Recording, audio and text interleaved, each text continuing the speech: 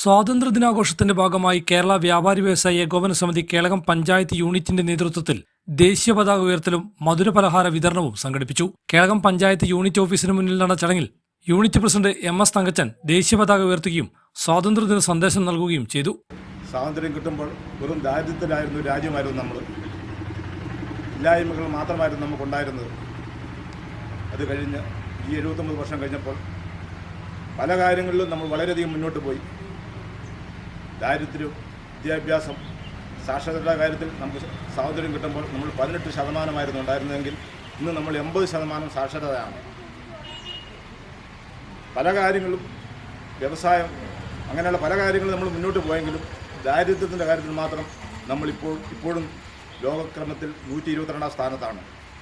പട്ടിണി കിടക്കുന്ന ആൾക്കാർ ഇന്ന് നമ്മുടെ നാട്ടിൽ വളരെയധികം ഉണ്ടെന്നുള്ളതാണ് വസ്തുത. അതിനെ നമ്മൾ മറികടക്കും എന്നുള്ള വസ്തുതയാണ്.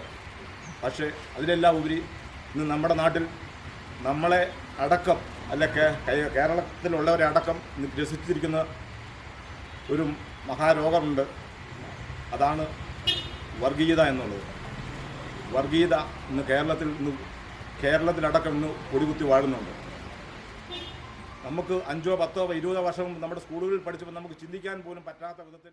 ജനറൽ സെക്രട്ടറി KPCB ജോണി വെസ്റ്റൻ, നാണു മാസ്റ്റർ, ഷീല വൈദർ, പൊട്ടക്കൽ പൗലോസ് എന്നിവർ ചടങ്ങിൽ പങ്കെടുത്തു. തുടർന്ന് ആഘോഷങ്ങളുടെ ഭാഗമായി മധുരപലഹാര വിതരണവും നടന്നു.